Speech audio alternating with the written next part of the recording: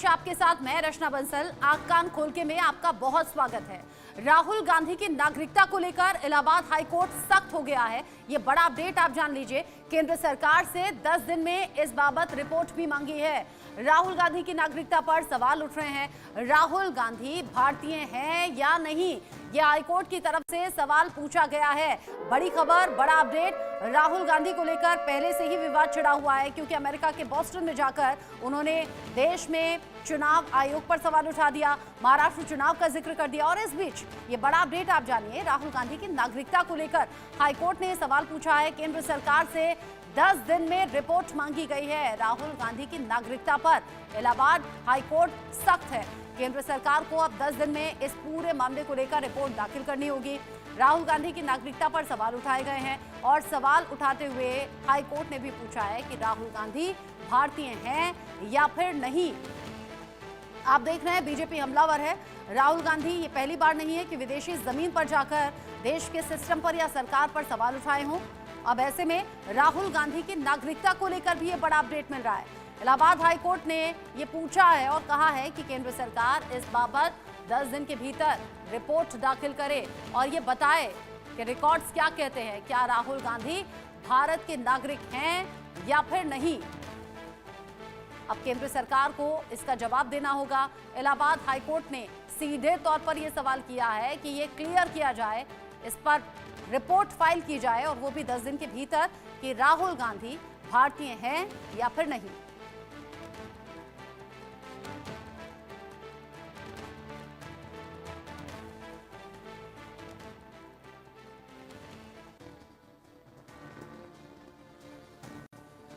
और अब आगे बढ़ते हुए बात करेंगे राहुल गांधी के विदेशी दौरे से जुड़े हुए बयान की। दरअसल राहुल गांधी विदेश में जाते हैं तो भारत के बारे में कई सवाल उनसे किए जाते हैं, तो उनकी जुबान पर सिर्फ और सिर्फ भारत की बदनामी होती है। भारत के सिस्टम पर सवाल उठाना, केंद्र सरकार की नीतियों पर सवाल उठाना, यहां तक कि पीएम मोदी की देशभक्ति पर भी सवाल उठाना। राहुल बार बार भारत विरोधी बयान देते हैं। इस बार राहुल अमेरिका के बोस्टन गए और चुनाव आयोग पर ही सवाल खड़े कर दिए। साफ तौर पर कह दिया कि चुनाव आयोग के सिस्टम में गड़बड़ी है। आखिर बार बार लगातार राहुल इस तरह की बयानबाजी क्यों करते हैं? विदेश में देश के खिलाफ क्यों बोलते हैं? क्या सच में राहुल को भारत का अपमान पसंद है? इस खास प्रोग्राम में अलग अलग मेहमान मेरे साथ में होंगे जिनसे इस बारे में हम बात करेंगे, लेकिन पहले रिपोर्ट देखिए।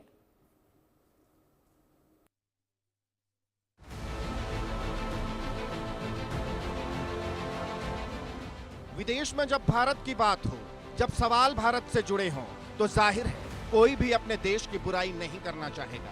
लेकिन कांग्रेस सांसद राहुल गांधी विदेश में जब भी भारत के बारे में बात करते हैं तो उनकी जुबान पर भारत की मुखालफत चढ़ जाती है। एक बार फिर राहुल गांधी विदेश गए और भारत के खिलाफ ही बयानबाजी करने लगे। जी हां, अमेरिका के बोस्टन पहुंचे राहुल गांधी ने इस बार महाराष्ट्र विधानसभा चुनाव पर सवाल उठाए। उन्होंने भारतीय प्रवासियों को संबोधित करते हुए कहा, यह पूरी तरह साफ है कि भारतीय चुनाव आयोग समझौता कर चुका है। इस सिस्टम में कुछ गड़बड़ी है। In simple terms, more people voted in the Maharashtra assembly elections than there are adults in Maharashtra. This is the fact. And the election commission gave us a figure, voting figure for 5:30 in the evening. And between 5:30 in the evening and 7:30 in the evening, when the polls were supposed to have closed, 65 lakh voters voted. Now, that is physically impossible to happen, right? Because for a voter to vote, it takes approximately 3 minutes. And if you do the math, it would mean that there were lines of voters till 2 o'clock at night voting all night, and this didn't happen. So we asked them, but look, evening, you have videography taking place. If we ask, they not only refused to give us the videography, they changed the law so that now you're not allowed to ask for the videography. So it's very clear to us that the election commission is compromised. It's very clear that there is something very wrong with the system. उधर राहुल ने Boston में भारत के खिलाफ ही ऐसा बयान दिया, चुनाव आयोग पर ही सवाल उठा दिए, तो इधर देश की राजनीति में उबाल आ गया। बीजेपी के छत्रप सामने आए और राहुल पर निशाना साधने लगे, लेकिन कांग्रेस अभी भी राहुल का बचाव करने में लगी है। राहुल गांधी विदेशी भूमि में जाकर वही करते हैं जो वो कई दशकों से करते आ रहे हैं। भारत की बेइज्जती और भारत का अपमान। अमेरिका में राहुल गांधी ने भारत का अपमान किया है। ये कोई नई बात नहीं है, पहली बात नहीं है, ये एक सुर्खी है आज की। आज से कांग्रेस के तमाम बड़े नेता चोर मचाए शोर, ये देश के भिन्न भिन्न भागों में जाकर आज से प्रेस कॉन्फ्रेंस करेंगे मां बेटे को बचाने के लिए। जो ईडी ने सोनिया जी और राहुल जी को नामांकित किया है, बाय नेम मेंशन किया है अपने चार्जशीट में, उन दोनों के खिलाफ जो कार्यवाही हो रही है कोर्ट में, अभी सुनवाई है 25 तारीख को, और आगे जो कार्यवाही होने की संभावनाएं हैं, दोनों जेल जा सकते हैं और जाना भी चाहिए। जब देश को लूटा है तो जेल जाएंगे ही। वैसे में पूरे देश में एक माहौल बनाने का, एक अशांत माहौल बनाने का प्रयास कांग्रेस पार्टी करेगी। राहुल गांधी ने अमेरिका में किस प्रकार से भारत और इलेक्शन कमीशन को बदनाम करने की कोशिश की, मैं उस विषय पर आऊं, मगर उससे पहले मैं राहुल गांधी जी को एक बात स्पष्ट रूप से कहना चाहता हूं और देशवासियों को भी कहना चाहता हूं कि जो व्यक्ति और इनकी माताश्री 50,000 के मुचलके पर बेल पर बाहर हो, वो जाकर विदेश की धरती पर हिंदुस्तान को अपमानित करे और उन्हें लगता हो कि लोग उस पर विश्वास करेंगे, तो वो उनका भ्रम है। नहीं, देखिए क्या संदर्भ में कही जो लेक्चर दिया होगा। बात यह है कि भारत का लोकतंत्र दुनिया में प्रसिद्ध है और बाहर से हर व्यक्ति ये इस चीज से उसमें रहता है कि इतना बड़ा एक देश, इतना एक समय में हमारे यहाँ पढ़ाई लिखाई भी इतनी थी, फिर भी हमारी जमहूरियत बहुत स्ट्रांग रही है। और हमारी संस्थाओं के कारण, हमारे कोर्ट्स के कारण, हमारे इलेक्शन कमीशन के कारण और हमारी पॉलिटिकल पार्टियों ने आपस में जो भी उनकी दुश्मनी, रंजिश, प्रतिद्वंदिता रही हो, हमने हमेशा संस्थाओं को, जिन्होंने लोकतंत्र को बढ़ाया है और आगे बनाया, उनका सम्मान करते रहे हैं। ये पहली बार है कि हमारे लोकतांत्रिक संगठनों पर व्यापक रूप से लोगों का शक है। भारतीय जनता पार्टी के वोटर भी यही बात कहते हैं कि भाई साहब वो तो वोट वहीं पड़ेगा, तो हो जाएगा, हम लोग जीतेंगे, वो तो पहले से ही फिक्स कर रखा है। मैंने कई इलेक्शन में देखा, जैसे अगर भारतीय जनता पार्टी ने कहा कि हम 250 सीटें जीत रहे हैं, तो उनके लोकल कार्यकर्ता हमसे कहने लगते हैं उसका मतलब है फिक्स हो गया भाई साहब 250। तो जब उनके पार्टी के लोग इस बात पर विश्वास करते हैं तो ये सवाल बनते हैं। इस तरीके के छल से आप किसी पार्टी की मदद करें इलेक्शन कमीशन में जाकर या और संस्थाओं में जाकर, ये अपने में अच्छी बात नहीं है। ऐसा पहली बार नहीं जब राहुल ने विदेश जाकर भारत के खिलाफ बयानबाजी दी हो, भारत की बदनामी की हो, भारत के सिस्टम पर सवाल उठाए हो। इससे पहले भी वो ये काम कर चुके हैं। साल 2024 यूरोपियन यूनियन में राहुल गांधी ने कहा भारत में फुल स्केल असॉल्ट हो रहा है। साल 2022 लंदन में राहुल गांधी ने कहा कि भारत की संस्थाएं परिजीवी बन गई हैं। साल 2018 यूके, जर्मनी में राहुल गांधी ने पीएम मोदी को कहा कि वो देशभक्त नहीं है। साल 2018 मलेशिया में राहुल गांधी ने नोटबंदी को लेकर जमकर तंज कसा।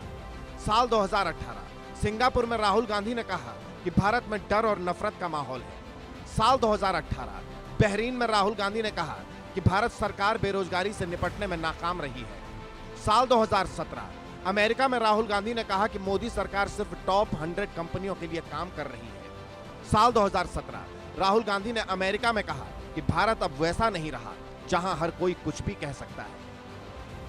सवाल ये, राहुल बार बार विदेश जाते हैं तो भारत की बदनामी करने पर क्यों तुल जाते हैं? क्यों बार बार भारत विरोधी बयानबाजी करते हैं? और सवाल ये भी, क्या राहुल को भारत का अपमान पसंद है? Bureau report, India news. सवाल इसलिए उठ रहे हैं क्योंकि ये पहली बार नहीं है। बार बार राहुल गांधी के जरिए ऐसा क्यों किया जा रहा है? मेरे साथ में अलग अलग पॉलिटिकल पार्टी के खास मेहमान जुड़े हैं। अनुजा कपूर मेरे साथ में है, प्रवक्ता बीजेपी। प्रियंका गुप्ता कांग्रेस की प्रवक्ता के तौर पर जुड़ी हुई है मेरे साथ में। साथ ही साथ आलोक मेहता सर मेरे साथ में जुड़े हुए हैं, एडिटोरियल हेड ITV ग्रुप। साथ ही राकेश शर्मा जी मेरे साथ में जुड़े हुए हैं, जो कि सीनियर पॉलिटिकल कमेंटेटर हैं। और इसके अलावा डॉक्टर मोहम्मद अमीन भी मेरे साथ में जुड़े हुए हैं, जो कि फॉर्मर JT डायरेक्टर हैं। इलेक्शन कमीशन ऑफ इंडिया में बड़ी जिम्मेदारी आप संभाल चुके हैं। आप सभी का बहुत स्वागत। सबसे पहले प्रियंका गुप्ता जी, मैं आप ही से पूछना चाहूंगी, अगर मेरे घर परिवार में भी कोई झगड़ा हो रहा है तो वो घर तक रहता है, अगर बाहरी कोई मेहमान आते हैं तो समझदारी ये कहती है कि उस वक्त शांत रहना चाहिए, हमने बचपन से देखा है। फिर राहुल गांधी को अगर कोई भी ऑब्जेक्शन है या कोई भी डाउट है, वो विदेशों में जाकर इस तरह से क्यों बोलते हैं? क्या इससे देश का अपमान नहीं होता? देखिए, मुझे लगता है कि राहुल गांधी जी तो अभी प्रधानमंत्री हैं नहीं, राहुल गांधी जी तो नेता प्रतिपक्ष है। वो अपनी बात किसी भी मंच पे कहेंगे तो वो जनता की भलाई के लिए ही कहेंगे। जनता वोट डाल रही है, अगर जनता का वोट सही जगह पे जा रहा है तो हमें क्या आपत्ति पड़ी हुई है। लेकिन एक बात मैं जरूर कहूंगी कि इससे पहले जब हमारे जो वर्तमान प्रधानमंत्री आदरणीय मोदी जी जब वो विश्व के मंचों पे जाते हैं तब तो इसको सपेरों का देश बताते हैं। वो कहते हैं कि भाई सब क्या गलती हो गई जो यहाँ पैदा हो गए। तो ये सब करके अगर सम्मान होता है तो भाई ठीक है, सही सम्मान सही। और मैं एक बात जरूर कहूंगी कि जिस जिस केस की बात मैं कह रही हूँ कि जो महाराष्ट्र का केस है, जो महाराष्ट्र का केस तो वो नया नहीं, ये तो लगातार हर मंच पे हर एक व्यक्ति कहता चला आ रहा है। अगर आप इसको डाल के सर्च करेंगे तो पूरी तरीके से साफ हो जाएगा कि जो वोटों की गिनती बढ़ी, जो 2 घंटे के अंदर जो कहना चाहिए 65 लाख वोट पड़ गया, उसकी अगर कोई पर्ची हो तो दे दे आरोप हमें लगाने के बाद चंद्रशेखर। आगे कांग्रेस ने क्या किया? और दूसरा, आप कह रही हैं जनता की भलाई के लिए अगर सवाल उठे तो उठाना चाहिए। विदेशी जमीन पर जाकर आप जनता की भलाई थोड़ी ना कर रहे हैं, आप तो देश का अपमान कर रहे हैं, देश की छवि खराब हो रही है। अरे मैडम, देश का अपमान तो तब होता है जब देश के नागरिक हथकड़ी लगाकर यहाँ उतारे जाते हैं। आपको देखा किसी देश के नागरिकों को इस तरह से अमेरिका ने उतारा हो? नहीं उस उतारा। पर सरकार ने तो बता वो दिया है, अपमान आपको- ये अमेरिका की तरफ से बताया गया है कि उनके संविधान में लिखा है, उनके लॉ में तो लिखा है। नहीं नहीं, उनके संविधान में लिखा तो बाकी किसी देश के साथ नहीं कर पाए। वो हिंदुस्तान ही मिला था उनको ये करने के जो लिए। मैं आपसे पूछ रही हूँ उसका सभी जवाब देशों देंगी के आप? साथ हुआ है। अरे मतलब जो आप पूछेंगे जो मैं मैं वही आपसे जवाब पूछ रही दूंगी। हूँ उसका ये तो जवाब मतलब देंगी नहीं है आप? कि आप मुझे बीच बीच में टोकती रहे, मुझे जवाब भी नहीं देने दे मैं रही हैं पूछ आप। तो रही हूँ मैं ना, मुद्दे पे अभी आती हूँ, आपने तब जो आप मुझसे रिपोर्ट टोक सुनी देती हैं होगी मुझे। उसमें डेट वाइज अलग अलग अरे भाई, वक्त की कौन सा घटना का बात जिक्र करती है? है मुझे तो आज तक कि ये नहीं राहुल समझ में गांधी ने आया। इससे अगर पहले किसी- ऐसा कब किया है? अरे भाई, कब किया? तो मैं तो ये तो बता रही हूँ ना, प्रधानमंत्री जी ने कब किया, उसका तो सवाल आप नहीं पूछ पाएंगे। इससे हिम्मत हो तो पूछ लीजिएगा बीजेपी के प्रवक्ता जब मुझे को सवाल कि पूछना कब- होता है क्यों- मैं क्यों- पूछती क्या- हूँ क्या और आप अपमान मुझे किया मत हुआ? बताइए कि मैं कब हिम्मत दिखाऊंगी कब नहीं। अब मैं हिम्मत आपसे सवाल करने की मुझे कर रही हूँ तो दिखाई आप जवाब दीजिए दीजिए और ना। आपके नहीं, लिए नहीं, ठीक इसके है, बाद अब दिखाई आपके दीजिएगा लिए हिम्मत अगर होगी आपकी तो। प्रियंका जी, आपके लिए ये ओके है कि राहुल गांधी बाहर जाएं और बार बार इस तरह के बयान दें? नहीं, मुझे लगता है कि लोकतंत्र में अपनी बात कहना कोई अपराध तो है नहीं। लोकतंत्र है और इस देश में अगर हमें चुनाव की प्रक्रिया पे, चुनाव आयुक्त की भूमिका पे, हर चीज पे शक है तो कहेंगे। इससे ठीक है। पहले चंडीगढ़ का जब चुनाव आप हुआ कह तो रही क्या हैं, हुआ था? आप कह रही हैं कि ये ये लोकतंत्र की वही आजादी है, धारा का इस्तेमाल आप कह रही हैं करके लोकतंत्र की absolute आजादी power देता का है इस्तेमाल बोलने की। करके ठीक है, 142 ठीक है, का इस्तेमाल आपसे करके सीनियर भी वहाँ बहुत पर लोग चुनाव बैठे हुआ। हुए हैं। आलोक सर, अनिल पसीन जी लोकतंत्र का क्या क्या ये हुआ? आजादी देता है देश कि अपने में मुल्क क्या का नाम बताइए खराब ना? करो? लोकतंत्र क्या ये आजादी देता है कि अपने ही देश की बदनामी बाहर जाकर कर दो? दस्ता जी, वैसे मेरा ख्याल है कि पहले प्रवक्ता बीजेपी की बैठी है सम्मानित, पहले उनको बोलने दीजिए। मैं अपने को थोड़ा धैर्य रख करके सुनना चाहता हूँ। जो उन्होंने बीजेपी से पूछा है कि क्या प्रधानमंत्री मोदी वहां जाके सपेरों की बात करते हैं या भारत के जो अंतरिक्ष में और चंद्रमा पे जो पहुंचते हैं उसके बारे में बात करते हैं, शायद वो ज्यादा बता पाएंगे। हो एग्जाम्पल के सकता है तौर कि पर हमें ऐसे कम मालूम बहुत से बयान हमने देखे हैं। ऐसे तो सीएम योगी भी कहते हैं कि बीमारू राज्य कहा जाता था, लेकिन आज क्या हो गया? इसका मतलब ये तो नहीं ना कि शब्दों को पकड़कर बैठ दिया जाएगा। चलिए, आप कह रहे हैं तो मैं अनुजा जी से ही पूछ लेती हूँ। अनुजा कपूर जी, राहुल गांधी के बार बार इस तरह के बयान देने के रीजन आपको क्या समझ में आ रहे हैं? एक सर्वे भी हमने किया था, हमारा शो है खास आंकड़े हमारे फैसला आपका, उसमें हमने लोगों से भी कुछ सवाल किए। बहुत से लोगों ने कहा कि ये कांग्रेस की हताशा है, निराशा है, जो बार बार चुनाव में हार के तौर पर सामने आ रही है, और उसी की झुंझलाहट में क्या इस तरह के बयान है? जय श्री राम। और मुझे जहां तक लगता है कि रचना जी, आपने जो सवाल मुझसे पूछे हैं उसका सवाल आपने जो कांग्रेस की प्रवक्ता से पूछे थे वो उसका काउंटर मोदी जी के ऊपर बोल रही थी, क्योंकि उनके पास खुद का काउंटर नहीं था। राहुल गांधी अभी तक कितने इलेक्शन जीत चुके हैं as a LOP, as a leader? मुझे लगता है मुझे उनको याद दिलाने की जरूरत नहीं है कि Rahul Gandhi has been a failure. उन्होंने जब्त करवा दी है कितने असेंबली इलेक्शंस में अपने ही लोगों की जो वहां पर फीस भरी जाती है, उतना ही उन लोगों ने जब्त करवाई। आप देखिए 2014 के अंदर भी 44 सीट्स जो थी सिर्फ आई, सबसे ज्यादा वर्स्ट कंपेयरिंग इनकी थी। 2019 में अमेठी लॉस्ट कर दी। राहुल गांधी पर तो पीएचडी इसलिए करनी पड़ेगी ना प्रियंका जी, जब मैंने आपसे पूछा तो आपने जवाब नहीं दिया। वो ये बता रही हैं। अच्छा, आप जनता की हित की जो बात कर रही थी ना प्रियंका जी, एक बार पहले तो सुन लीजिए। पहले तो अनुजा जी जो बोल रही है उसका जवाब सुन लीजिए। दूसरा ये कि अगर राहुल गांधी इतना देश हित और जनता के हित में बात करते हैं तो वोट बैंक क्यों नहीं आता? वोट बैंक क्यों नहीं आता कांग्रेस के साथ में? शांति से आप सुनिए प्रियंका जी, शांति से आप सुनिए प्रियंका जी, शांति से आप सुनिए। अनुजा जी बोल दें, क्योंकि जब आप बोल रही थी तो वो नहीं बोल रही थी। मैडम, वो श्रीमती जी 13 रुपए किलो चीनी बेच रही थी, 500 रुपए का सिलेंडर दे रही थी, कहाँ है क्या हो मैडम गया? वो? क्या हो गया? उनको आप कभी इतनी ढूंढा हताशा आपने? क्यों है? इतनी अरे घबरा क्यों रही है? क्या हो गया? क्या अरे हो गया? श्रीमती जी के बारे में पूछ अरे रहे हैं, क्या क्या हो गया? गया मैं पूछ रही हैं, क्या आपको लग हो रहा है गया पता ही आपको? नहीं है अरे कि क्या श्रीमती हो जी गया है कहाँ। आपको? अरे घबरा गई। ठीक है ठीक अरे है। मुझसे घबरा गई। हाँ, क्या हाँ, हो हाँ। गया? अरे श्रीमती जी अच्छा कहाँ ठीक है, है एक मैडम? दूसरे पर 500 कमेंट रुपए मत सिलेंडर वाली। करिए, एक दूसरे पर कमेंट मत करिए आप। राहुल, नहीं अब ये तो रचना जी आपको देखना था नहीं, ना। मैं दोनों को कह रही हूँ, एक दूसरे पर कमेंट मत करिए प्लीज। आपसे मेरा- बहुत सीनियर मेरा लोग यहाँ पर टाइम- बैठे हुए हैं, उन्हें भी सुनना है। रचना जी, मेरा टाइम आपने दिया था और हाँ आप हाँ, उनसे रोक मैंने नहीं उनको पाई। टोका, मैंने उनको टोका। जब प्रियंका जी बोल रही थी तो अनुजा जी एकदम चुप थी, अपनी बारी का इंतजार कर रही थी। बहुत अच्छी बात है, आपने किसको टोका नहीं टोका। मैं बस ये बताना चाहती हूँ कि Rahul Gandhi as a failure leadership, जब वो खुद इंडिया में फेल हो जाता है ना, तो वो ही कहता है ना, शेर आया शेर, बाहर जाके इसीलिए रोता है। क्यों? क्योंकि उसने बचपन से देखा कि अरे बाहर भाई के इनसे पापा, कहीं मुद्दे पे बाहर के- आएंगे, क्या देखिए- कहानी बता रही है भाई साहब। देखिए तो पढ़ाई करके नहीं आते हैं ये लोग और बैठ जाते हैं, पता नहीं क्या फालतू की बातें वो कर बता रहे तो रही है उनकी लीडरशिप में क्या हुआ है। आप पेशेंस के साथ सुन तो लीजिए एक हैं। बार, क्या बीच बीच हुआ में उनकी टोकिए लीडरशिप मत। में? उसी तरह से तो मैं राहुल गांधी के बारे में सुन रही हूँ, राहुल गांधी ये, राहुल गांधी जी वो, क्योंकि राहुल टॉपिक गांधी राहुल ये। गांधी है ना, अरे भाई इसके अलावा टॉपिक ही कुछ राहुल आता है? गांधी है ना। राहुल गांधी बार बार ये बयान क्यों दे रहे हैं, तो वही वो बता रही है। एक बार सुन लीजिए पेशेंस के साथ, फिर बोलिएगा। पढ़ के तो आते नहीं है ये लोग। Feeling very bad for you यार। कोई बात नहीं, मैं और बता देती हूँ। दिल्ली के असेंबली इलेक्शन में 2015, 2020, 2025 का रिजल्ट है। हाँ, 2021 का रिजल्ट है असेंबली इलेक्शन का। असम, वेस्ट बंगाल, केरला, तमिलनाडु, पुडुचेरी सब गई इनके हाथ से। आप अब और सुनिए, ये बाहर गए थे, हमारे राहुल गांधी जी बाहर गए थे। अभी मोदी जी के कौन जीता कौन नहीं जीता डिस्कशन नहीं है मैडम। प्रियंका डिस्कशन करने बैठे हैं, उस पर बात करेंगे आप।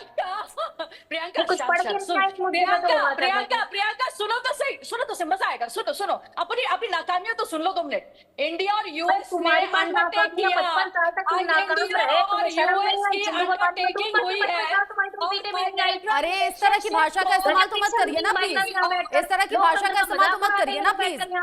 ये चुनाव है, ये राजनीति है, और ऐसा होता है। कोई आता है, कोई जाता है, कोई हारता है, कोई जीतता है। प्लीज शब्दों का चयन बहुत सोच समझ कर करिए। ये नेशनल टेलीविजन है, प्लीज नेशनल टीवी पर आप ऐसे मत बोलिए। तब हंसी नहीं आती थी तुमको अपने नेताओं पे? शर्म नहीं आती थी तुमको अपने नेताओं पे? गजब बदतमीजी कर रही है। कुछ भी करने के लिए अपने शब्दों का बहुत सोच समझ कर आप चयन कीजिए, दोनों ही पेशेंस के साथ। अरे देश की दो बड़ी पार्टियां हैं आप, बीजेपी और कांग्रेस, और उनके जाने माने चेहरे हैं आप।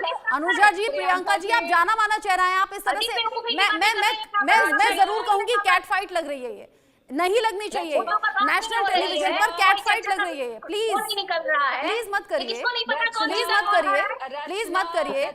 मुझे फिर मजबूरी में तीसरे गेस्ट के पास जाना पड़ेगा। आप दोनों एक दूसरे को टोकते रहेंगे। रचना बोलिए प्रियंका जी, शांत रहिए ना, शांत रहिए ना। वो यही बता रही है अलग अलग चुनावों में कैसे राहुल गांधी के नेतृत्व में जब पार्टी आगे गई तो हार का सामना करना पड़ा। और कोई भी पार्टी का एग्जाम क्या होता है, कोई भी पार्टी कैसे पता लगता है कि सक्सेसफुल है या अनसक्सेसफुल है? चुनावों में साबित करना होता है ना, वोट बैंक तब्दील करना पड़ता है ना। वोट मिलते हैं तो मालूम होता है ना कौन सक्सेसफुल है। प्लीज मैं पूछ रही हूँ, शांत रहिए, आप दोनों शांत रहिए। ठीक है, मैं आप दोनों से ही आगे बढ़ जाती हूँ। मैं डॉक्टर मोहम्मद अमीन जी का रुख कर लेती हूँ, जो कि पूर्व चुनाव अधिकारी हैं। आप दोनों की ऑडियो में मजबूरी में डाउन करवाऊंगी, क्योंकि नहीं, नेशनल टेलीविजन पर ये नहीं होना चाहिए। नेशनल टेलीविजन पर ये नहीं होना चाहिए, अच्छा नहीं साउंड कर रहा है। आप देखिए तो सही एक बार पैनल में कितने सीनियर लोग बैठे हैं, अच्छा नहीं लग रहा है। रचना जी, आप ये बात बताइए, जितनी देर प्रियंका बोली है, आप मैं जानती हूँ, मैंने बोला भी कि अनुजा जी चुप बैठी थी, मैंने बोला भी है, बीच बीच में मत टोकिए।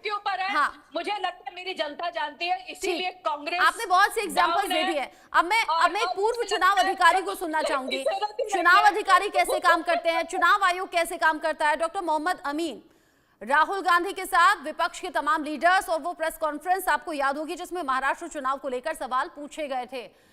क्या प्रैक्टिकली अगर देखा जाए ऐसा पॉसिबल होता है क्या? मतलब राहुल गांधी इन आरोपों को यहाँ देश में लगा रहे हैं, फिर अब विदेश में जाकर वो बातें दोहरा रहे हैं।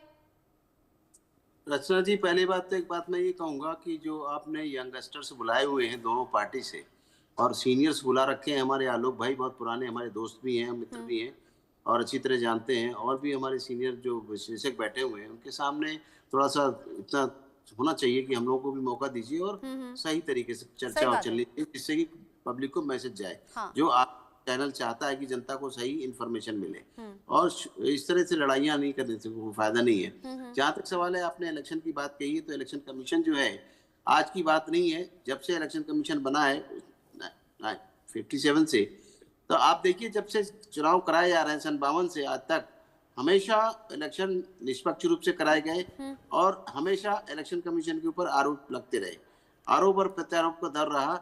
जो पार्टियां जीत जाती हैं उनका तो कुछ कहना नहीं है, और जो हार जाती हैं वो दूसरे पर प्रत्यक्ष लगाती हैं आरोप। आलोक भाई से इस बात को है कि पता लग जाएगा आपको भी, वो इस बात को बताएंगे विश्लेषण में अपने, कि इलेक्शन कमीशन एक बहुत बड़ी संस्था है और देश की नामी गिरामी संस्था है। इसको अंतर्राष्ट्रीय स्तर पे सम्मान प्राप्त है कि हम एक अच्छा इलेक्शन कराते हैं और हमारे जो अधिकारी हैं वो निष्पक्ष रूप से चुनाव कराते हैं।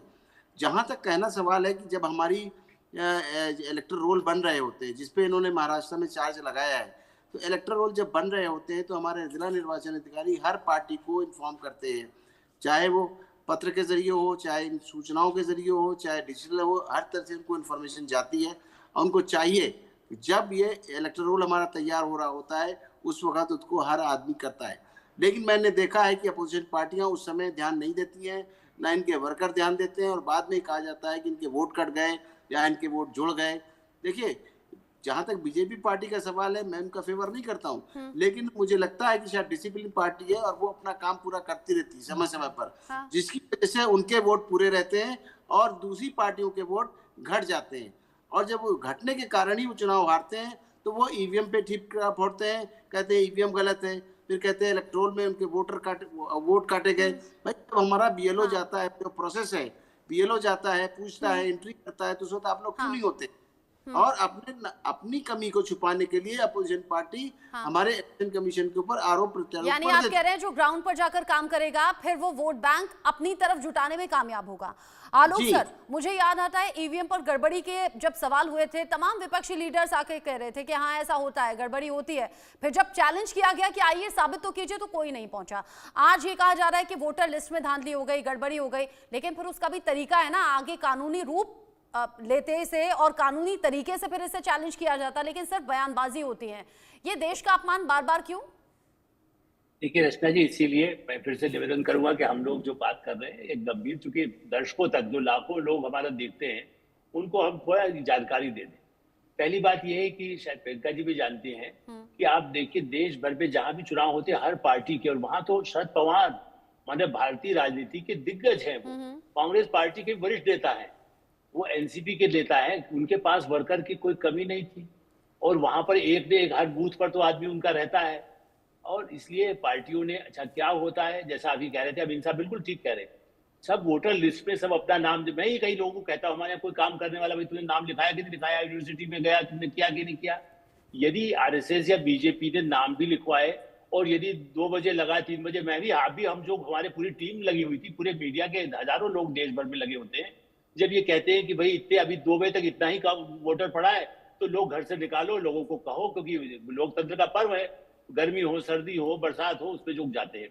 बहरहाल अभी हम लोग राहुल जी पर बात कर रहे हैं, इसलिए मैं कहूंगा देखिए राजीव गांधी के समय से राहुल जी जा रहे हैं, और उसके पहले भी हो सकता है गए, मुझे याद नहीं, लेकिन उस समय मुझे याद है क्योंकि मैं खुद भी वहां था। तब 85 में मास्टर राहुल और बेबी प्रियंका, वो जो बुकलेट है वो आज भी मेरे पास रखी हुई है जिनका नाम था, तो उस तब से वो जा रहे हैं। तो अमेरिका से उनका मोह होना अच्छा है, अच्छा कंट्री है, जाएं, लेकिन वहां जाकर के लोकतंत्र में, ऐसे समय में जब अमेरिका का उपराष्ट्रपति भारत आया हुआ है, उस समय में अब जो लोकतंत्र की सबसे बड़ी प्रतिष्ठा को देखते हुए भारत के महत्व, चीन में जो कंपनियां हैं जो भारत आने के लिए एप्लीकेशन भेज रही हैं, अमेरिकन कंपनियां, उस समय ये कहना कि भारत में तो ये सब लोकतंत्र ही नहीं चल रहा है, चुनाव आयोग गड़बड़ करता है। चुनाव आयोग आज सिविल सर्वेंट डे है रचना जी, मैं तो नमन करता हूं। देखिए बेईमान आप कह लीजिए, आलोक मेहता बेईमान है या 10 बेईमान हो सकते हैं, लेकिन रचना जी जैसे कितने हजारों लोग मीडिया में काम करते हैं, सिविल सर्वेंट काम करते हैं। आज सिविल सर्वेंट डे है, ओपी रावत जो चुनाव आयुक्त पूरा रहे हैं, आईएएस से आते हैं, नवीन चावला हमारे मित्र थे, कुरैशी जी हमारे मित्र है, क्या ये लोग सर्विस से आए हैं? ऐसे महाराष्ट्र में जो लोग लगे, मैं इंडिविजुअल नाम इसलिए ले रहा हूँ, चुनाव आयुक्त बने, मुख्य चुनाव आयुक्त बने हैं, नवीन चावला डीएम थे, शादी गादी परिवार की कराई, कभी हमने लिखा क्या कि नवीन चावला इसलिए कांग्रेस को जिता रहे थे। मैं कई बार टेलीविजन में भी वो आए, हमारे साथ भी कई इंटरव्यू किया, फोटो देख लीजिए उसके उठा करके। तो मेरा ये कहना था, तो चैनल भी नहीं होते थे। इसलिए मैं फिर से कहूंगा कि मुझे सबसे अधिक दुख लगता है, चूंकि मैंने इंदिरा जी के समय तो वहां नहीं, निक्सन और वो लोग थे, वो तो भारत विरोधी थे, लेकिन भारत विरोधी जो षड्यंत्र है, 2 दिन पहले खालिस्तानी वहां पकड़ा गया है, जो किसी भी पार्टी के लिए खतरनाक होता है। वहां पर यह कहना कि भारत के चुनाव, और मैं इसलिए इस बात से सहमत हूं कि अभी तो आपने अभी प्रवासी भारतीय गए, आज ही रात को मेरी जानकारी है, यूनिवर्सिटी में भी वही कहने वाले हैं। यूनिवर्सिटी में जो वहां यंग लोग हैं, उनके मन में जहर घोलना कि भाई भारत की तरफ मत देखो, भारत में तो लोकतंत्र, मुंबई में जाके काम कैसे करोगे, वहां तो सरकार ही फ्रॉड बन के आती है। तो लोकतंत्र के सारे ईमानदार लोगों को कलंक लगाना। अब यहाँ आर्थिक नीति पे आलोचना करिए और नीतियों पे आलोचना करिए, सांप्रदायिकता पे आलोचना करिए, बिल्कुल मैं सहमत हूँ। और बाहर विदेश में जाने का लेकिन बाहर जाकर विदेश में जाकर इस तरह के बयान देना, ये वाकई देशवासियों के फीलिंग्स के साथ भी खेलना है, क्योंकि बड़ा गर्व होता है जब देश की अच्छी बातें बाहर जाती है। लेकिन अगर राहुल गांधी बार बार विदेशी सरजमी पर जाकर ऐसा करेंगे तो सवाल तो उठेगा। राकेश शर्मा सर भी मेरे साथ में है, राजनीतिक विश्लेषक के तौर पर आप जुड़े हुए हैं। राकेश सर, 70 साल तक चुनाव आयोग पर सवाल नहीं उठा, बार बार सरकारें आती रहीं, तब किसी को कोई दिक्कत नहीं हुई, लेकिन उसके बाद में ईवीएम तक लिखी गई है, वो 70 साल तक सवाल ही नहीं उठा। ठीक है राकेश शर्मा सर, ईवीएम पर अब सवाल उठ जाता है, अब चुनावी नीतियों पर सवाल उठ जाता है, अब चुनाव आयोग पर भी सवाल उठ जाता है। रचना जी, मैं आपको इंसिडेंट याद दिला देता हूँ एक बार। 2000 में हमारी एक सेकंड सर, राकेश सर को बोलने दीजिए, मोहम्मद अमीन जी, राकेश सर को बोलने दीजिए, आगे आएगा आपका टर्न, आगे आएगा आपका टर्न। हाँ राकेश सर।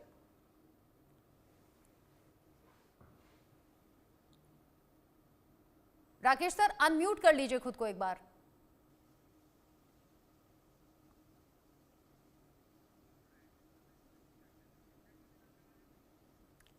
राकेश सर,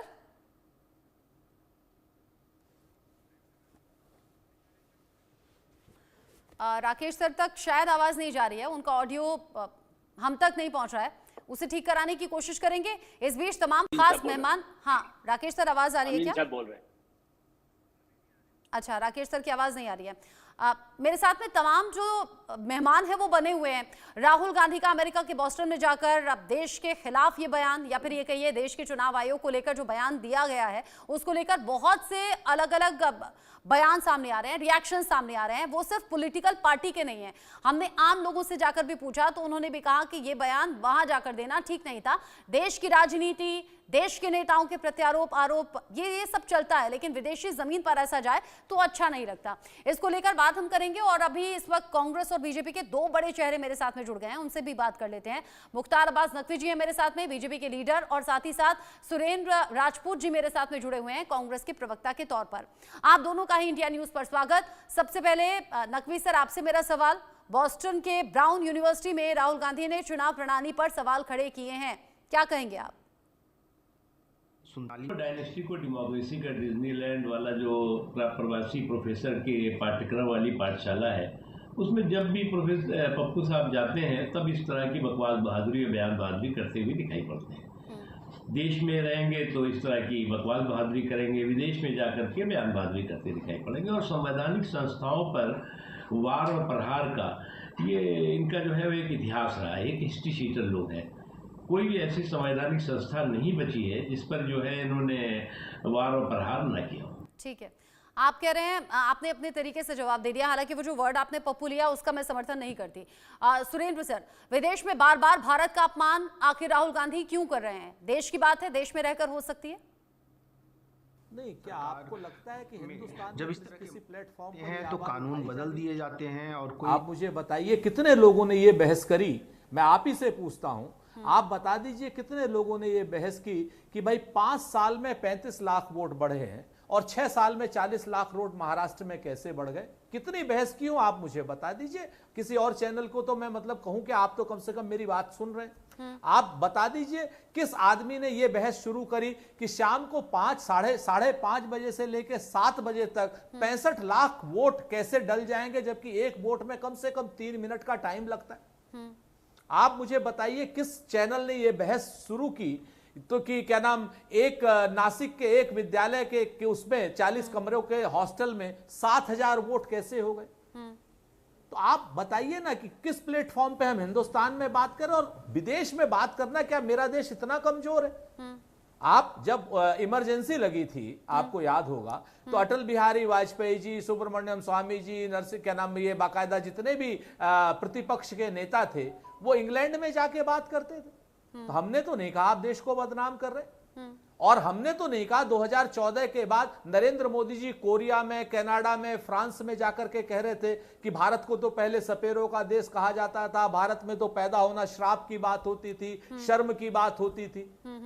ये शब्द उनके ज्यादा चुभने वाले हैं या ये शब्द ज्यादा चुभने वाले हैं? जरा मुझे बता दीजिए, जिनसे कि हम समस्याओं का समाधान करने की बात कर रहे हैं। तो नरेंद्र मोदी जी जो करें वो सही, और जो राहुल गांधी जी करें वो गलत। ये देश का एक इकोसिस्टम ऐसा हो गया है, उस इकोसिस्टम के खिलाफ भी एक लड़ाई लड़नी। हालांकि आपने भी वही कुछ सवाल उठाए हैं जो कांग्रेस की प्रवक्ता प्रियंका गुप्ता जी ने उठाए। साथ ही साथ आपने जो बात उठाई उस पर एक बीजेपी के नेता हमारे साथ में जुड़े थे इससे पहले, उन्होंने कहा कोर्ट का रास्ता क्यों नहीं इख्तियार करते, तो वो भी रास्ता आपको देखना चाहिए। राहुल गांधी का मोदी विरोध समझ में आता है सुरेंद्र जी, लेकिन क्या ये मोदी विरोध अब भारत विरोध में तब्दील हो गया है?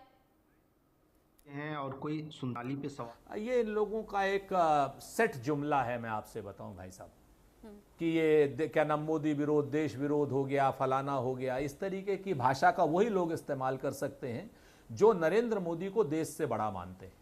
जो लोग नरेंद्र मोदी जी को देश से बड़ा मानते हैं वो इस तरीके के लज्जाजनक बातों का इस्तेमाल कर सकते हैं। मैं नीच बात नहीं कहूंगा। यही शहजाद पूनावाला कौन से कितने बड़े नेता हैं, 17 से पहले, 16 से पहले ये हमारे नेता होते थे। अब आज की डेट में हमारे पास सत्ता नहीं है, जब तक हमारे पास सत्ता थी तब तक हमारे नेता थे। अब जिसके पास है सत्ता उनके नेता हो गए, जब फिर किसी के पास सत्ता आएगी तो आ जाएंगे। ये वही नेता है ना जो एक गुजर बड़े नेता राजकुमार भाटी को कह रहे थे कि तुम अपनी बहन से शादी कर लो। ये वही नेता है ना जो बिहार के, पूरे बिहार को जिन्होंने झा 1 और झा 2 के अंग्रेजी करके उन्होंने गालियां दी थी पूरे बिहार को। तो इन लोगों की बात से हमें फर्क नहीं पड़ता है। हम तो बहुत एक बात स्पष्ट कहते हैं कि जो बातें पब्लिक प्लेटफॉर्म में है, सोशल मीडिया पर हैं, पूरे इंटरनेशनल मीडिया में है, भारत का चुनाव आयोग इस समय पारदर्शिता को लेकर के सवालों के घेरे में है, तो सवालों का जवाब देने की बजाय आप जो लोग सवाल उठा रहे हैं उनको अगर आप शूट करते हैं तो निश्चित तौर से समस्या का समाधान नहीं होगा। एक आदमी गिरेगा सवाल उठाने वाला, 10 आदमी खड़े हो जाएंगे। तो आप इस चीज को लेकर के आप ये समझे कि सिर्फ राहुल गांधी जी सवाल उठा रहे हैं, तो पूरी दुनिया का मीडिया इस बात को सवाल उठा रहा है। कभी पूरी मीडिया का आज तक कभी आपने देखा कि टाइम मैगजीन में पिछले 21 सालों में पहली बार ऐसा हुआ है कि कोई भारतीय नहीं है। आपको बांग्लादेश के जो राष्ट्रपति सलाहकार है, राष्ट्रपति भी नहीं है, मोहम्मद यूनुस, वो प्रभावशाली नेताओं की लिस्ट में है, और हमारे सर्वमान्य प्रधानमंत्री जी उस लिस्ट में नहीं है। अब ये लोग कहेंगे कि लीजिए विदेशी मैगजीन, इसी विदेशी मैगजीन को लिए घूमते थे ये लोग। तो मेरा ये मानना है कि आज आप जिस तरीके की भाषा का इस्तेमाल कर रहे हैं ये देश के लिए गाली के समान है। क्या नाम, भारतीय जनता पार्टी वालों, मेरा देश इतना कमजोर नहीं है कि चंद आलोचनाओं से उसकी कोई दिक्कत हो जाए। बेहतर हो कि चुनाव आयोग पारदर्शिता का, लेकिन बात भारतीयों के सेंटिमेंट्स की है, बात भारतीयों के सेंटिमेंट्स की है। और नकवी जी, जब राहुल गांधी विदेश जाते हैं तो वो देश और देश की संस्थाओं को लेकर बड़े सवाल खड़े करते हैं। क्या देश का अपमान करना अब आदत में शुमार हो गया है क्या? और देखो, ऐसा है कि राहुल जी की प्रॉब्लम ये नहीं है। राहुल जी की प्रॉब्लम ये है कि वो सोचते दिमाग से नहीं है, न दिल से सोचते हैं, बल्कि उनको जो है वो जो प्रायोजित प्रोग्राम दे दिया जाता है उसको वो उसका पाठ जो है पढ़ते रहते हैं। और ठीक है, सवाल अब ये भी है ना कि जब जीत होती है तब कोई गलती या खामी दिखती नहीं है। सुरेंद्र सिंह राजपूत जी, राहुल को चुनाव आयोग पक्षपाती दिखता है, गलती दिखती है, खामियां दिखती हैं, लेकिन जब चुनाव में जीत मिलती है तब ये सोच कहां चली जाती है? जब हम 2018 में मध्य प्रदेश का इलेक्शन जीते थे, छत्तीसगढ़ का इलेक्शन जीते थे और हम राजस्थान का इलेक्शन जीते थे, रात को 8 बजे मैं वहीं था, प्रेस कॉन्फ्रेंस की थी श्री राहुल गांधी जी ने और यही ईवीएम पर प्रश्न किया गया था। राहुल गांधी जी ने कहा था कि अगर पूरा देश का भी चुनाव में जीत जाऊं तब भी मैं ईवीएम पर प्रश्न उठाऊंगा। अभी लोकसभा में इस बार क्या नाम हुआ, इंडिया गठबंधन के महत्वपूर्ण दल हैं श्री अखिलेश यादव जी, समाजवादी पार्टी, उन्होंने भी कहा कि 80 की 80 सीटें भी मैं अगर उत्तर प्रदेश में जीत जाता तब भी मैं ईवीएम पर सवाल उठाता। हमारे सवाल सत्ता से नहीं है। हम अगर ये बात कहते हैं कि महाराष्ट्र में हमने आपकी धांधली पकड़ी है, 5:30 बजे से 7 बजे तक आप 65 लाख वोट कैसे बढ़ा सकते हैं, उसका जवाब देने की जगह क्या नाम ये चुनाव आयोग और भारतीय जनता पार्टी की मेन स्ट्रीम मीडिया का इकोसिस्टम अगर हमसे ये सवाल करने लगे कि आप तेलंगाना में जीत गए, सवाल नहीं उठाया, आप हिमाचल में, हम हर जगह सवाल उठा रहे हैं। आप हमें बताइए, पूरे हिमाचल के वोटों के बराबर के वोट महाराष्ट्र में 5 महीने में जोड़ दिए गए। बेहतर हो हमसे सवाल करने की जगह एक बार सामने वालों से भी तो सवाल कीजिए ना कि भाई आपने ऐसा किया क्यों, कौन सी बेईमानी है, कौन सा जादू है। सामने वालों से यानी कि बीजेपी से भी ये सवाल मैंने किया है, क्योंकि इससे पहले भी ये डिबेट हम कर चुके हैं। आज ही के दिन में ये खबर बहुत ज्यादा है। अच्छा सुरेंद्र जी, बीजेपी कह रही है कि राहुल गांधी देश में, क्योंकि एक बार फिर से जॉर्ज सोरोस का नाम ले आए हैं, वो कह रहे हैं कि जॉर्ज सोरोस के एजेंट हैं जो सुपारी लेकर भारत को सिर्फ बदनाम कर रहे हैं।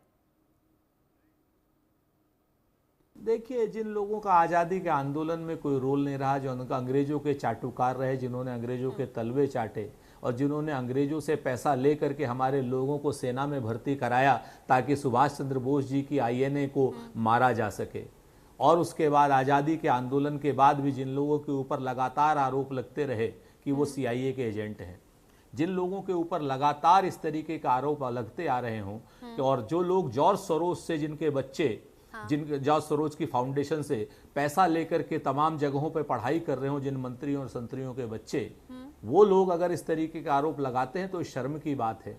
आज की डेट में जॉर्ज सोरोस की जो कंपनियां हैं उनको स्मृति ईरानी ब्रांड एम्बेसडर बनती हैं, लोग बताते हैं। अभी आपके पिछले दिनों पे बात हुई तो जॉर्ज सोरोस के तो एजेंट भारतीय जनता पार्टी के लोग निकल करके आ रहे हैं, और हम तो कहते हैं कि जॉर्ज सोरोस को हम तो लिख करके देने के लिए तैयार हैं कि जॉर्ज सोरोस को आप हिंदुस्तान लाइए और उसको भारतीय कानून के अनुसार दंडित कीजिए। आपकी हैसियत नहीं है, क्योंकि आप रेसिप्रोकेटिव टैक्स में, टैरिफ में ट्रंप से आंख मिलाकर तो बात नहीं कर पा रहे हैं, तो आप बाकी चीजें क्या करेंगे। तो इस तरीके की जो फिजूल की टिप्पणियों से, मुख्य मुद्दों से जो भटकाने की कोशिश कर रही है भारतीय जनता पार्टी। और एक बात मैं और बड़ी महत्वपूर्ण कहूंगा, हम तो चुनाव आयोग से लड़ रहे हैं, चुनाव आयोग से सफाई मांग रहे हैं। ये भारतीय जनता पार्टी के नेताओं के पेट में दर्द क्यों हो रहा है, ये रिश्ता क्या कहलाता है, इसको भी जरूर पूछा जाना चाहिए, इसको भी डिकोड किया जाना चाहिए कि भारतीय जनता पार्टी के लोगों के पेट में दर्द चुनाव आयोग के सवाल पूछने से क्यों हो रहा। हमने तो भाजपा का कहा ही नहीं, हमने तो चुनाव आयोग का कहा। तो चुनाव आयोग जवाब देने की जगह भाजपा के कोई पूना वाला, कोई चूना वाला जवाब देते हैं, जिन लोगों को बिहार में ढूंढा जा रहा है। तो मुझे ऐसा लगता है कि इस तरीके की भाषा का जो प्रयोग भारतीय जनता पार्टी के लोग कर रहे हैं, कहीं ऐसा तो नहीं है कि चुनाव आयोग की और भारतीय जनता पार्टी के आपस में मिली भगत है।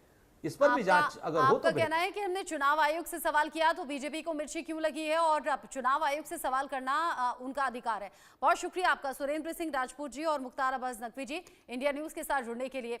राहुल गांधी अगर विदेशी जमीन पर जाकर ये बात कर रहे हैं, चुनाव आयोग पर सवाल उठा रहे हैं, तो सवाल उठाने से दिक्कत नहीं, लेकिन सवाल कहां, किस जगह, किस टाइमिंग में उठाया गया है, उसको लेकर बहुत से जो देशवासी हैं उनके सेंटिमेंट्स हर्ट हुए हैं। वो लोग भी जो कि अमेरिका में बसे हुए हैं, क्योंकि वो अपने देश यानी कि भारत को फलते फूलते देखना चाहते हैं। लेकिन अगर राहुल गांधी विदेशी सरजमी पर जाकर ऐसी बात करते हैं या देश की खामी की बात करते हैं तो उन्हें अच्छा नहीं लगा। यहाँ देश में बैठे हुए लोग भी इस बात से इत्तेफाक नहीं रखते। वो कह रहे हैं कि यहाँ बैठे हुए आप लोग एक दूसरे पर आरोप प्रत्यारोप लगा सकते हैं, लेकिन वहां विदेश में जाकर इस तरह की बात हो तो फिर चुभती हैं बातें।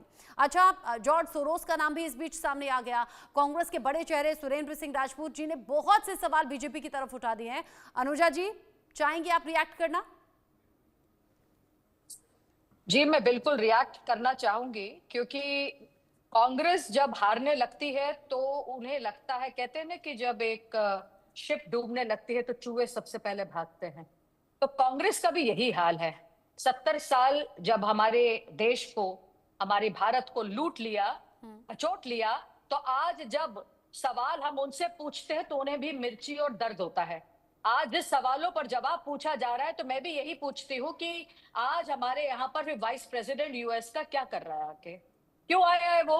अगर हमारे राहुल गांधी जी बाहर जाकर इस तरह की भाषाओं का उपयोग कर रहे हैं, एंटी इंडिया के बारे में बात कर रहे हैं, तो लोग हमसे क्यों इस तरीके की ट्रीटीज बना रहे हैं, क्यों भारत के अंदर इन्वेस्ट कर रहे हैं? क्या प्रॉब्लम है? मैं समझना चाहती हूँ इंडिया और यूएस के साथ जिस तरीके की ट्रीटी डिफेंस टेक्नोलॉजी और स्ट्रैटेजिक कॉर्पोरेशन के अंदर बनाई गई है, अभी आप देखिए कि मिशन $500 बिलियन 2030 तक बना कर देंगे। आप यूके की बात कीजिए, यूके में जा जाके बोलते हैं वहां पर हम एफटीए के साथ फाइनल करने वाले हैं डील को। अभी डोनाल्ड ट्रंप आने वाला है। तकलीफ किसको है कि वो फेलियर है, इस बात को वो समझ नहीं पाए, ये तकलीफ है क्योंकि वो फेल हो चुके हैं। एलओपी के रहते हुए भी इंडिया अलायंस को डुबो दिया उन्होंने, इस बात की तकलीफ है क्योंकि हम अपने आप को एक विनर के रूप में, मेहनत के रूप में बता रहे हैं। इलेक्शन कमीशन ने जब कहा था दिसंबर 9 को, आई थिंक दिसंबर 9 को कहा था कि आप आकर बात कीजिए, तो उसी दिन 2024 के अंदर, तो क्यों नहीं गए ये? क्यों नहीं वहां जाके बोला? जब पेगासस से रिलेटेड बात हुई थी तो कहा था दिखाओ अपने फोन, तो क्यों भाग गए थे? मणिपुर पे बात करी थी कि आओ हमसे बात करो, तो हम गए थे पार्लियामेंट में, बात करी थी मोदी जी ने आके, क्यों भाग गए थे? वॉकआउट क्यों करते हैं? अभी वक्फ बोर्ड पे बात करी, वहां जाके सोनिया गांधी, राहुल गांधी चुप्पी साध कर बैठे रहे और उसके बाद बाहर जाके जो पापा करके बोल रहे हैं। क्यों? मेरे को भी इस बात से दिक्कत है। आप आइए ना, आप इतने सच्चे हैं, आप आइए। कभी हरियाणा पे बोलते हैं 1642 पेजेस का इलेक्शन कमीशन ने बोल कर आया। अभी हमारे जो बहुत बड़े इलेक्शन कमीशन से रिलेटेड जो हमारे अफसर यहाँ बैठे हैं, सर हम लोग ग्राउंड रियलिटी पे काम करते हैं, 15 प्रमुख वाले लोग हैं और वो सही कह रहे हैं। बीएलओ के साथ गली गली जाकर हम लोगों ने अपने विस्तारकों के साथ, इनको तो ये सब शब्द भी नहीं पता होगा, विस्तारकों के साथ जा जाकर हमने अपने वोटर लिस्ट को देखा था। आप जो पोलिंग बूथ को, जो पोल हो रहा है, जिसको भी लोगों ने पोल किया है, उसको आप एंड में जब पोल्स को हम जो लोगों ने पोल करके वोट्स डाले उसको आप साथ में कोलैब करके देखेंगे तो गलती आपकी है। आप देखिए इसकी प्रॉब्लम कहां पर है। हम इलेक्शन कमीशन ने बुलाया था, उसने कहा था बात करो आकर, तो क्यों नहीं करी आपने बात? आप जाइए ना। अच्छा एक बात और मुझे बताइए, एक बात और मुझे बताइए, प्रेस कॉन्फ्रेंस हो गई, तमाम विपक्षी दल एक एक करके इस पर सवाल उठाने लगे। अगर वहीं के वहीं चीजें क्लैरिफाई हो जाती, जवाब दे दिए जाते, तो शायद आज ये नौबत नहीं आती कि विदेश में जाकर राहुल गांधी बोले। इलेक्शन कमीशन, देखिए इलेक्शन कमीशन ने क्या अपना जो स्टैंड था वो दिया, क्यों नहीं राहुल गांधी, हम लोग क्यों उसके लिए कहीं पर भी जाकर बात करेंगे? देखिए हम लोग तो अपनी बात के लिए बताने की कोशिश में हैं कि जहां पर आप तो हमें टारगेट कर रहे हैं ना कि हम लोगों ने, भाजपा ने कहीं ना कहीं कोई इशू किया, क्योंकि हर समय तो भाजपा को ही कॉन्स्टिट्यूशन के साथ जोड़ दिया जाता है, कभी इलेक्शन कमीशन के साथ जोड़ देते हैं। अरे कॉन्स्टिट्यूशन तो हमसे ज्यादा ये संभलते हैं, कौन से कॉन्स्टिट्यूशन में है कि बाहर जाकर इंडिया के बारे में एंटी इस तरह की डिफेमेटरी बातें करें? आप बताइए, क्या उसको ट्रेटर नहीं कहा जाता? क्या उसको उसका ट्रेटर, इंडिया की इमरजेंसी का रूल जिस प्रेसिडेंट, जिस प्राइम मिनिस्टर ने खत्म कर दिया हो, कितनी बार इन्वोक किया हो, 53 टाइम्स इन्वोक किया हो, आज वो यहाँ बैठकर हमें ज्ञान देंगे? आज भारत कहाँ खड़ा है? आज ट्रिलियन इकोनॉमी बन के खड़ा है, आज कांग्रेस हमें ज्ञान देगा? अगर एलओपी अपने टाइम पर खुद हार के बैठा है, खुद पिछड़ा हुआ बैठा है, तो आज वो बातें करता है, कभी कास्ट सेंसस को लेकर आता है, क्योंकि उसके पास मुद्दा नहीं है। वो बिना मुद्दे के जब बेहाल घूम रहा है, उसे समझ में नहीं आ रहा है, वो यही करेगा, क्योंकि वो छोटे वक्त में, अब इंडिया में तो कुछ नहीं कर सके, अपना तो खाता नहीं खोल पाते, तो बाहर जाके खाते खोलने की कोशिश कर रहे हैं। अभी आपने स्टार्टिंग में पूछा था, मैं मोहम्मद अमीन जी से पूछ लेती हूँ, मैं मोहम्मद अमीन जी से पूछ लेती हूँ। एक बात बस मैं आपसे बोलूंगी, आपने स्टार्टिंग में ही पूछा था कि सिटीजनशिप राहुल गांधी की है कि नहीं है। यही चीज जिस दिन क्लियर हो जाएगी, आपको और मुझको भी क्लियर हो जाएगी कि राहुल गांधी की आदत है बाहर जाकर इस तरीके की बातों को बोलना, खालिस्तानियों के साथ, जॉर्ज सोरोस के साथ, अपने ही बनाए हुए टूल किट्स को यहाँ पर लेकर आते हैं। ठीक है मोहम्मद अमीन जी, अगर कांग्रेस बार बार इस बात को दोहरा रही है और कांग्रेस के साथ में बाकी पार्टियां भी, क्या ये आरोप पूरी तरह से बेसलेस है या फिर कहीं भी पॉसिबिलिटी लगती है, क्योंकि कम टाइम में बहुत ज्यादा वोटर्स बढ़े हैं, इस बात से ऐतराज कांग्रेस को है और इसीलिए राहुल गांधी ने मुद्दा उठाया और बाकी लीडर्स ने भी? देखिए मैंने पहले ही कहा इस बात को कि बेसिक चीजें जो है हमारी, इस तरह से इलेक्शन वोटर लिस्ट बनती है वो बीएलओ से शुरुआत होती है, और ये चीजें जब बन रही होती हैं और या वहां पर वोटर नहीं होता है तो बीएलओ उनके काट देता है और पूछता है। जब कुछ लोगों के वोट कट जाते हैं, वो अपना कार्ड लेके घूमते हैं जिस दिन वोटिंग हो रही होती है कि साहब हमारा ये वोटर आईडी कार्ड है लेकिन हमारा वोटिंग लिस्ट में नाम नहीं है। तो ये चीजें ध्यान देने वाले इनकी वर्करों की है, इनके लोगों की है।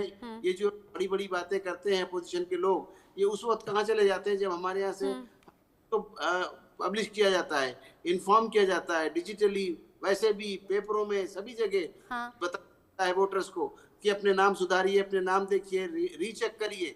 उस वक्त तो कहाँ होते, ये उस वक्त होते नहीं है, ये उस दिन आते हैं जिस दिन वोटर लिस्ट के सामने पत्रकारों को सामने दिखाते हैं कि हमारे कार्ड बना हुआ और हमारा वोटर लिस्ट से नाम काट दिया गया। जहाँ सवाल है वोटर्स का, तो वोटर्स का अपना राइट है, किसी पार्टी का नहीं है। वोटर्स के अपने वोट बनते हैं। आज की डेट में आप देखिए कितनी अच्छी बात है कि इलेक्शन कमीशन की, इलेक्शन कमीशन एक ऐसा कमीशन है जिसका वोटर आई कार्ड बिना पैसे के बनता है। आपका राशन, आप देखिए, आप जाके ड्राइविंग लाइसेंस भी उसका पैसा लगता है, हमारा कार्ड बनता है, घर पे डिलीवर करता है, हमारा बीएलओ फॉर्म भरता है।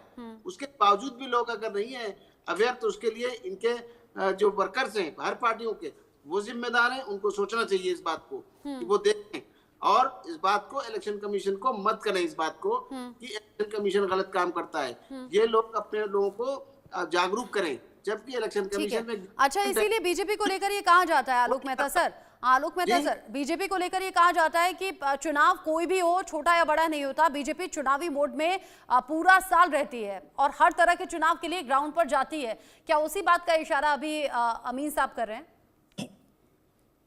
बात उन्होंने बहुत सही कहा कि लगातार काम करना, क्योंकि पन्ना प्रमुख का कंसेप्ट, और इस बार उससे भी ज्यादा प्राइम मिनिस्टर नरेंद्र मोदी, और पहले एक जमाने में सेवा दल के लोग होते थे, कांग्रेस में भी लोग होते थे, मैं नहीं कह रहा हूँ आज से 50 साल पहले, लेकिन धीरे धीरे हुआ ये है कि न उनके लोग जागेंगे, न चूंकि किराए पर लोग लाएंगे, वो पहचानते ही नहीं है अपने इलाके के, जिनको आप जैसे कहते एजेंसियों को दे दिया, भैया तुम ये वो है, जाके लोग वोट डाल देंगे। बाहर जहाँ बूथ के बाहर भी जो बैठे होते वही किसी को नहीं पहचानते, वो किसी की मदद नहीं कर पाते। इसलिए कांग्रेस का दुर्भाग्य यही है, जो मैं पहले भी कह रहा था, चुनाव आयोग को कटघरे में खड़ा करने के बजाय अपना बार बार एक एंटनी भी, चाहे रिपोर्ट इतने ईमानदार आदमी थे, आज भी मैं कहूंगा, चाहे बीजेपी प्रवक्ता हमारे वो भी मान लेंगे, उनका बेटा तो बीजेपी में भी आ गए, लेकिन एक एंटनी पर कोई दाग नहीं लगा, रक्षा मंत्री रहे, चीफ मिनिस्टर रहे, लेकिन उनकी रिपोर्ट को कूड़े में फेंक दिया राहुल गांधी ने। चुनाव में हार पर पहली रिपोर्ट बड़ी डिटेल में, इसके पहले भी कई लोगों की रिपोर्ट आई, लेकिन एक एंटनी की रिपोर्ट भी फेंक दिया। इससे आप अंदाज लगाइए कि अपने खुद के विश्लेषण को भी स्वीकार करने को तैयार नहीं। चुनाव आयोग पर देखिए 2 घंटे में नहीं होता, क्या है कि 3 बजे तक का आंकड़ा दिखाया, फिर उसके बाद जितने लोगों ने वोट डाला, आखिरी वोटर तक चुनाव आयोग बना तो 5 बजे खत्म होता है। रत्ना जी, चुनाव आयोग, ये जो राहुल गांधी को इतनी समझ नहीं है कि चुनाव आयोग ये कहता है कि जब तक यहाँ लाइन में कोई खड़ा है, चाहे रात के 9 बज जाएंगे, हमारा अधिकारी काम करेगा, और हमारे उनकी पार्टी के जितने 5 लोग हैं, वो 10 लोग हैं, जितने लोग बैठेंगे वो देखते रहेंगे कि कौन वोट डाल रहा है। ऐसी स्थिति में चुनाव आयोग पर ये चीटा मारना, दाग मारना, धब्बा लगाना, ये भारत विरोधी लोग बने, भारत के लोकतंत्र विरोधी बातें हैं, और वो विदेश में यहाँ भी करते हैं। अब तो देखिए डिजिटल मीडिया में तो ये कहता है, विदेश में नहीं, मेरा तो मानना है कि उनको नहीं कहना चाहिए भारत में भी, क्योंकि प्रतिपक्ष के नेता है, बड़ा मैं इज्जत करता हूँ जो भी प्रतिपक्ष का नेता है, प्रधानमंत्री नरेंद्र मोदी हो, वो भी सम्मान करते हैं। जब कभी सामने आएंगे तो सोनिया गांधी हो, वो हो, या और अपोजिशन के नेता हो, ओवैसी हो, उनको उसी तरह प्रणाम किया जाता है कि आप अपोजिशन में बैठे, कोई बात नहीं, असहमति होना। लेकिन चुनाव आयोग के जो ईमानदार लाखों लोग काम करते हैं, अपने कंधे पर ले जाकर के मशीनें, आप हिमाचल में देखिए, उत्तराखंड में देखिए, लद्दाख में देखिए, क्या उनके प्रति आप सबके प्रति अपमान कर रहे हैं? महाराष्ट्र में कितनी गर्मी पड़ रही हो और उसमें जंगलों में भी जाकर के लेते हैं, नक्सल वाले इलाकों से, अभी छत्तीसगढ़ का नाम ले रहे थे राजपूत जी, अरे छत्तीसगढ़ और झारखंड में, महाराष्ट्र में जो नक्सल प्रभावित या आतंकवाद से प्रभावित रहे हैं, उन इलाकों में जो काम करते हैं, उन सब पर ये चोट है।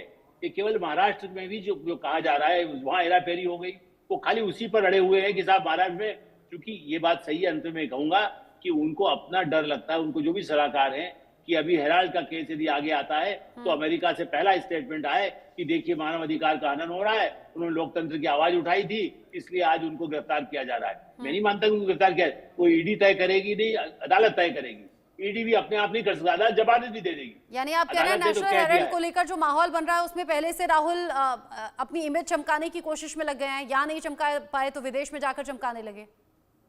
जी, मेरा तो सेम अंकल बैठे ही ना, सेम पिट्रोदा राजीव गांधी के समय से और सूचना क्रांति के, देखिए मैं आज भी क्रेडिट देता हूँ, कंप्यूटर लाने में इंदिरा जी से राजीव गांधी साथ ले गए कि देखिए कंप्यूटर का भाई हमारा, मैं कंप्यूटर का आदमी हूँ, ये काम करेगा, मदद करेगा। उसके बाद भी मशीन पर मैं मान रहा हूं अमेरिका के ट्रंप भी अभी मानने को तैयार है जो उनका सिस्टम कमजोर है। भारत का सिस्टम उससे ज्यादा परफेक्ट है जो अमेरिका और ब्रिटेन जर्मनी में नहीं है। मैं इसलिए कहूंगा, हमारे साथ अमीन साहब बैठे बहुत जानते हैं, वो सारी दुनिया का अध्ययन उन्होंने भी किया होगा। हमारे यहाँ का जो लोकतंत्र में जो मशीनों का उपयोग हुआ है, मैं तो क्रेडिट उनको तो कहना चाहिए राहुल गांधी को, नहीं हमारे पिताजी ने जो किया था आज उसका फायदा मिल रहा है। मैं तो ये उम्मीद करता हूँ। देखिए मैं बीजेपी का आदमी तो नहीं हूं, मैं तो कह रहा हूं कि हम उनसे अपेक्षा करते हैं कि आप एक समझदार के नाते, इन्वेस्टमेंट यदि आएगा तो कर्नाटक में भी आएगा, इन्वेस्टमेंट आएगा तो जम्मू कश्मीर में भी आएगा। सरकारें तो आती जाती रहती है, हमारे यहाँ के युवाओं को उद्यमी प्राइवेट को मत आने दीजिए। देखिए राहुल गांधी वहां जाके बोले ना, बिहार में बोला कि प्राइवेट इंडस्ट्री को नहीं आने दीजिए, पब्लिक सेक्टर लाइए। अरे रशिया और चीन में अब प्राइवेट सेक्टर आ गया। अडानी ने राहुल गांधी, सोनिया गांधी और मनमोहन सिंह सरकार के समय में 2007 और 2008 में अडानी की कंपनियां चीन में थी, प्राइवेट कंपनियां वहां लग गई। आप अडानी आज ये कर रहे, मैं तो वहां होकर के आया उस प्लांट में। इसलिए मैं कह, शंघाई के पास एक पूरा औद्योगिक नगरी है, उसमें अडानी का पूरी बड़ी बड़ी फैक्ट्री तब भी लगी हुई थी। तो ये कहना कि भारत में ना आए, अडानी विदेश में जाके लगा ले अच्छा है, लेकिन भारत में ना लगाएं, अंबानी ना लगाएं, बिरला ना लगाएं, टाटा ना लगाएं। अरे चला गया वो जमाना भाई अंग्रेजों का, जिसमें आप भारत में कंपनियों को ना आने दीजिए। कुछ कहना चाह रहे हैं शायद आलोक सर आपकी बात पर कुछ कहना चाह रहे हैं आप? अच्छा, अमीन जी नहीं कहना चाह रहे। अनुजा जी, अच्छा यहाँ राहुल गांधी ने तो आरोप लगा दिए, राहुल गांधी कह रहे हैं 3 मिनट एक वोटर को लगता है, इस हिसाब से तो रात के 2 बजे तक लाइन लगनी चाहिए थी। हमने वीडियोग्राफी की मांग की।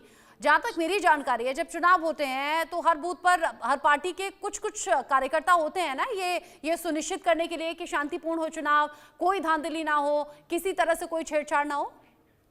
बिल्कुल, आप बिल्कुल सही कह रहे हैं। मैंने कहा ना, राहुल गांधी सिर्फ एसी में बैठकर काम करते, वो जमीन पर काम नहीं आते। हमारे जैसे लोग रात्रि प्रवास में भी गए थे, आपको शायद अच्छी तरह से पता है। दिल्ली के अंदर हमने रात्रि प्रवास भी किया था, लोगों के हम झुग्गी झोपड़ियों के घर में जाकर भी रहे थे।